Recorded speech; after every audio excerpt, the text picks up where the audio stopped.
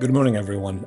In the past, I created a video about AI and some strategies to avoid using AI, or how to ensure that students are not using AI.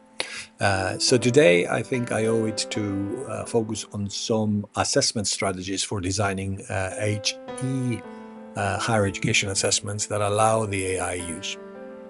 It's a big challenge that is facing the higher education today. And it's not whether the students are using AI, but how we design assessments in a world where we can't do with AI. It's getting embedded in every single software. So we have to be a little bit cleverer in how we go about it.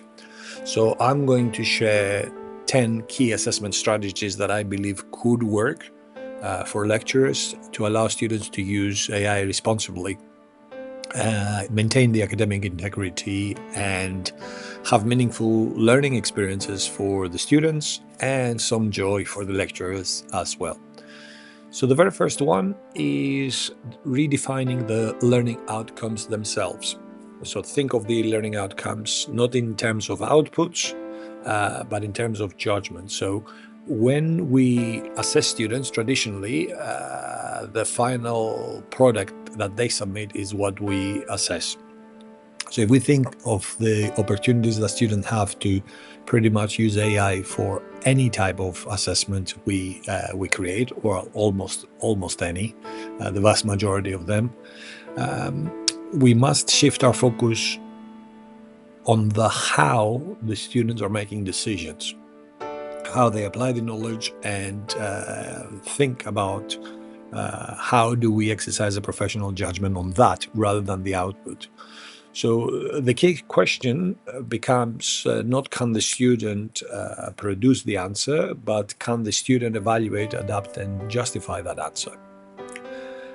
The second one is to make AI use transparent and required. I think in one of my older videos I've said that before, that instead of banning AI, we can encourage students to use it openly. We can create assessments that using combination of different AI platforms to compare the outputs, to document how they use AI, what are the kind of prompts that they entered, and how they verified, or how did they improve the outputs. Did they go and check the citations?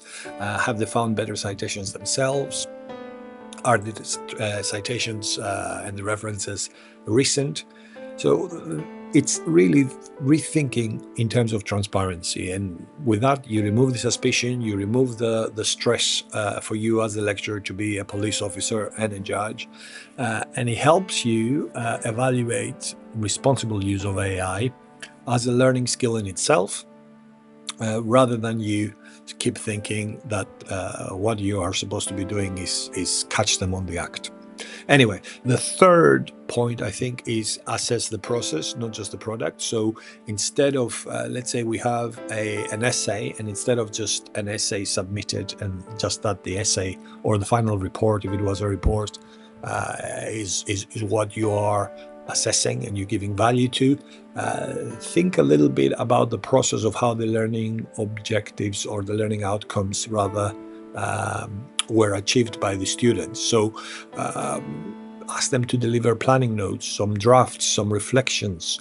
You can even ask them to video themselves while they're typing the answers. I guess that might be a little bit extreme, but all I'm trying to say is be more imaginative about what is you're assessing, and whether you're assessing the decision-making process rather than just the product itself. So if you design it in a way where students demonstrate the journey rather than just the destination, you have an authentic process with an authentic output, if you like, and it becomes easier for you to establish whether you should be concerned about plagiarism, AI-induced plagiarism.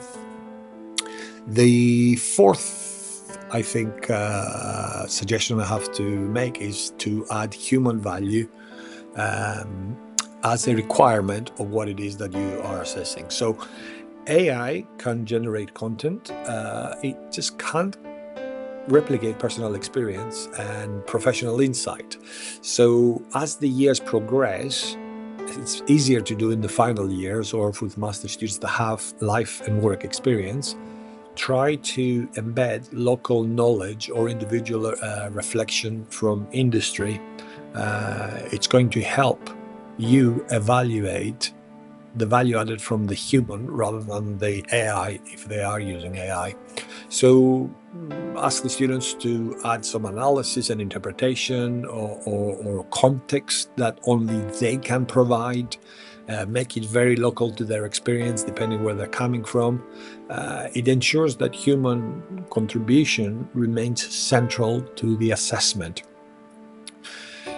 Now, the fifth one is to think about incorporating oral defense or justification. And I know you're thinking, oh gosh, this is too much. But if you think of that's the output, but the output goes hand in hand with a 1-minute elevator pitch, for example, that could be a very effective way to verify the understanding of the student. But you got to make clear the parameters also of the elevator lift. They're not allowed to read anything.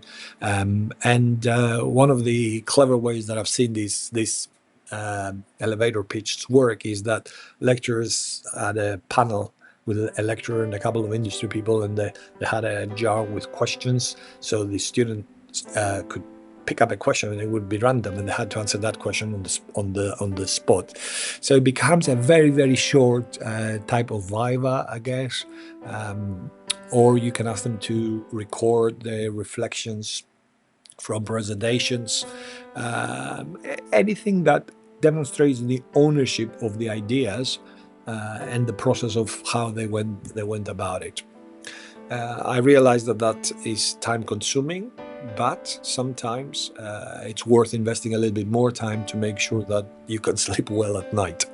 The sixth tip, I think, is designing context-specific tasks. So if you have generic assessment questions, they are very, very easy for AI. Most AI will handle that very, very, very well. But if you sort of be very, very, very specific about the context, choose the village, the location, the very specific case study that possibly hasn't been written, that task becomes very, very localized. You could be choosing a workplace scenario. If there are placement students, the return for placement, very easy to say, based on your placement scenario, that workplace scenario. Maybe a current event. World Cup is running now, so you can say, oh, England just beat Mexico 3-0.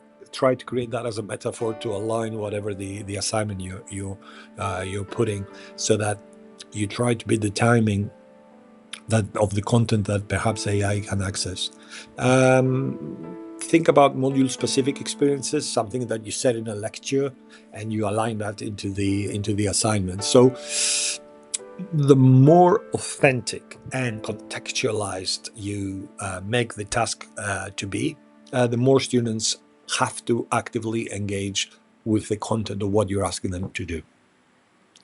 My seventh tip is to require critical AI evaluation. So the student could write or co-author a piece with AI, but then you can ask them, let's say they used, ChatGPT to help them write a piece of work. Tell them, use Claude and, not Claude. I don't like Claude. I don't use Claude, but anyway, if you do, ask them to use that one. And what else is there? There's Copilot, there's Gemini, there's so many of them, there's Perplexity. And ask them to use 2 or 3 that are going to critique the piece of work that they did, and compare the two and contrast, and ask them then to add their critique between the two and what they think is better, which platform worked better, what are the issues with that critique. So it's really what you're trying to do is develop their critical thinking and enforce that AI is a tool, is not an autonomous robot helper that will do all the work for you and all the thinking for you. The 8th is to integrate iterative feedback loops, and that's thinking about how learning improves when the students receive feedback but act on it and refine their work. Now, we know that a lot of our students don't really read the feedback, but we have a significant number, the good ones, if you like, the ones who do read for a degree, that will take the feedback and act on it.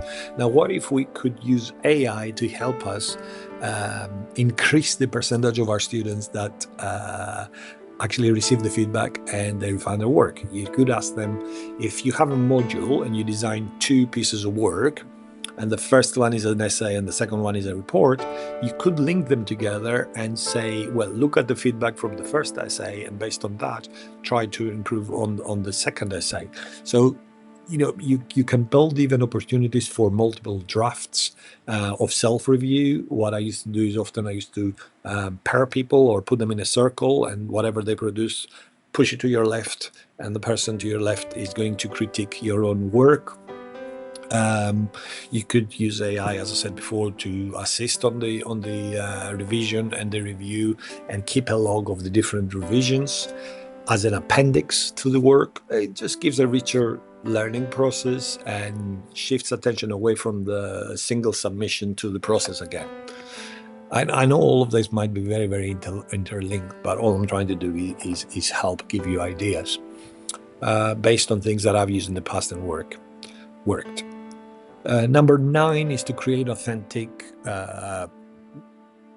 practical world deliverables. So I do hate the word real world, because that suggests that we're sitting on a simulator world, but a lot of people use it. There is a history behind it, but I prefer to say often the professional world.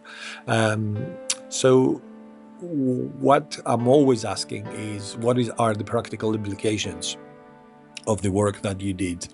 Can you write a policy briefing on it? Can you create a business proposal out of it? If you're in other fields, can you have clinical recommendations, for example? There's a lot of, can you write a speech out of it for a captain of industry? So think of the tasks, changing them, and creating a scenario where the graduates actually do the work. The A becomes just a tool, and helps them recognize how they can use that as an everyday practice beyond the lecture room or beyond the output of the module. Last but not least is try to think of your rubrics and aligning them to the higher order thinking. So ensure that assessment criteria will reward the analysis, the synthesis, the evaluation of the piece of work, the creativity. I often give extra points for creativity and justify decision making rather than information reproduction. If your rubrics value original and creative thinking and professional judgment, it's more likely that the students will engage truthfully with the project rather than rush into creating an output that gets whatever marking rubric you've created. So look, AI is here to stay with us. It's getting harder for us to identify the issues with AI. So we have to think of how you design assessments, embracing AI. That's my personal view. I've tried to stay in the balance, and I give advice for both. But what I do say is if you don't sit on the fence. Go one field or the other, left or right, wherever it is. Go to the extremes. If you sit on the fence, you're confusing the students.